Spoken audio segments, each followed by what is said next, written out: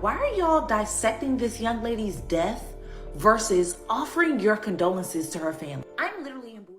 Now, this is where we stop at. This is where this stops because you're the same exact woman that a couple of months ago you was crucifying a young man because he went and got himself unalived out here in the streets playing gangster.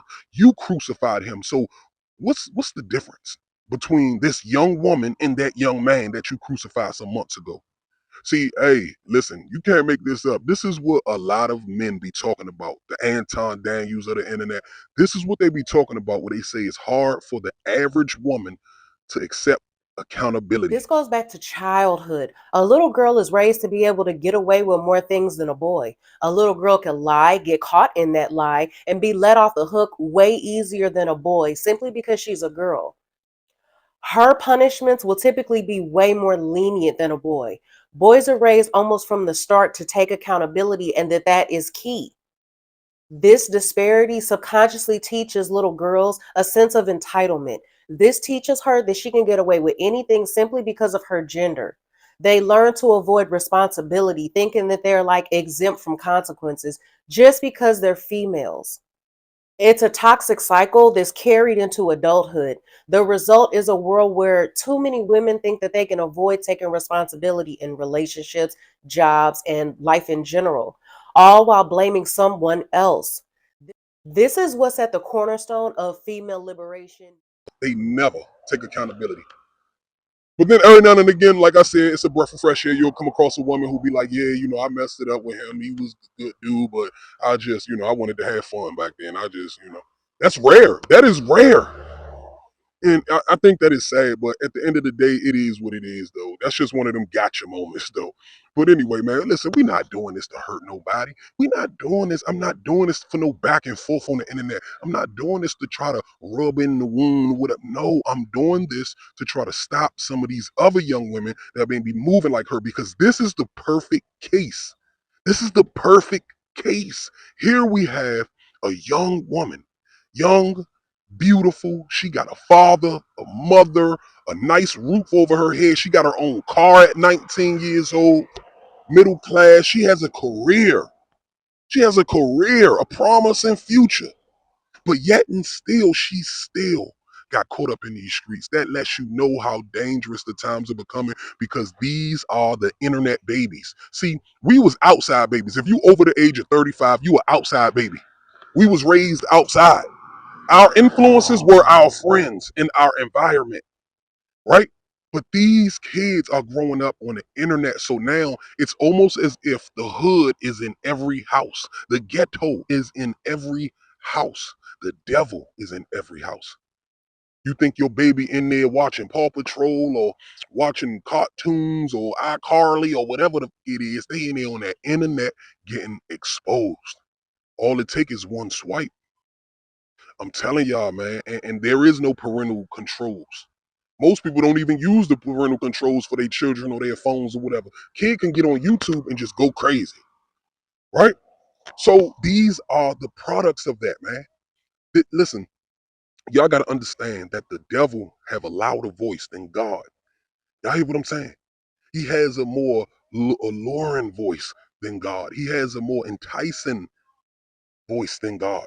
So when you hit a devil, man, it's gonna sound good, man. The devil wear product. The devil look good. You hear what I'm saying?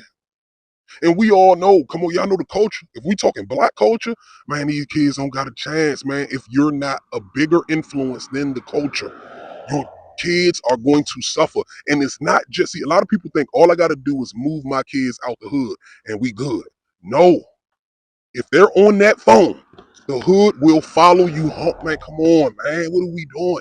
Listen, I'm far removed from the hood and the stuff I used to be involved in, but I'm still cool with these people. I still got love for these people because these are people I grew up with. I'm not going to judge them because they still in it or whatever. That's what they choose to do. I love you, but it's from a distance. I tap in with these people every now and again, and you know what they telling me? They telling me that the children are getting younger and younger. The, the P, he's telling me, he said he's seeing girls that got a father in their life, still coming out there on that track, still jumping off into that life. Kids who grew up with a silver spoon in their mouth, they still coming out to that track because of the internet. Huh? You got these so-called models. That's what they call it, a model. Anytime a girl say she a model, ask for her portfolio. If she can't show you a portfolio, she a hooker. Plain and simple, Slim. Plain and simple. These so-called models, man. That's the cover word. And a lot of these women got platforms. A lot of these women, they got the biggest voice. And these are who our children are looking up to, the Cardi B's of the world. Cardi B said, F them, then you get some money. She said, F them, then you get some money. That's the culture. You understand what I'm saying? That's the culture. And y'all think it's just entertainment. Oh, my kid just in there listening to the music. Or, yeah, she liked that song. Pay attention to your kids, man, and what they like. Pay attention to what your ask your child what's their favorite artist, man. That's how you can start. That's a start. Any parent out there, ask your child who is their favorite music artist, and that will tell you a lot. Now, y'all may think, oh, she just like Cardi B, or she just like Glorilla or the City Girls. She just like them, it's no harm. Listen to me. Listen to me. Children learn from the behaviors of others, right? And if a child thinks something is cool, a child will follow them.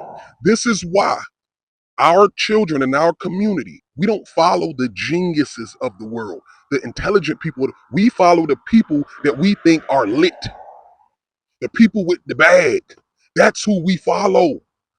And I say we as a community because we all in this together. And at one point in time, we all used to understand this. Because it was one point in time when the drug dealers and the hookers, they used to tell the kids to stay in school. They used to tell the kids, this ain't the life you want. They used to tell them. When we was little, all of the hookers and the drug dealers, they used to try to get us away from the streets.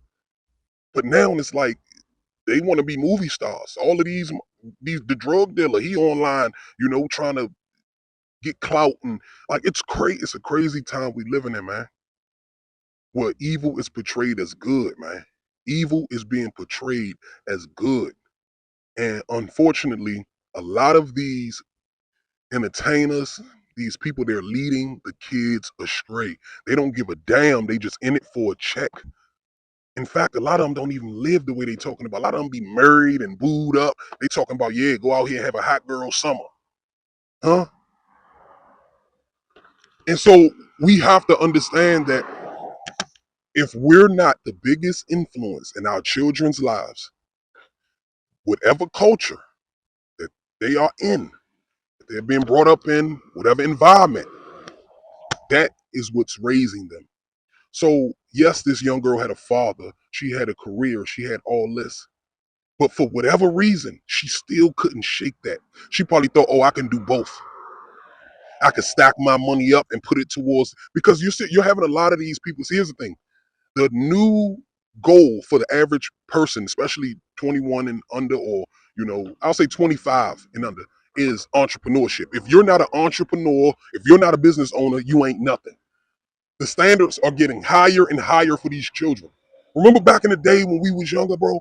Like all we needed was a pair of Jordans, some clean Levi jeans or whatever, a fresh white or black tee, and you was good. You was fresh. A little cell phone, a little middle of the mall chain or something, whatever. You was good. Nowadays, man, these kids, man, got them Balenciaga trackers and Christian Louboutin red bottoms and bro, what? What? 17 years old with a 1700 on your feet? That's the pressure. Huh? Man, when we was in high school, 12th grade, if you had a car in the 12th grade, you was like that.